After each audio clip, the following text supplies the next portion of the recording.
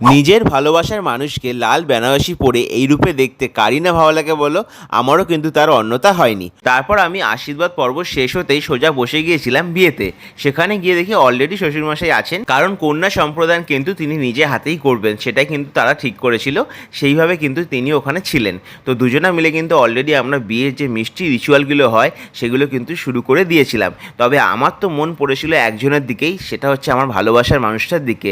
কতক্ষণে এই রিচুয়ালগুলো শেষ হবে, তারপর কিন্তু সে এখানে আসবে। এছাড়াও জানো তো, ওদের বাড়িতে কিন্তু একটা নিয়ম ছিল যে মেয়ের বাড়ির দেওয়া বস্ত্র পরেই কিন্তু বিয়ে করতে হবে।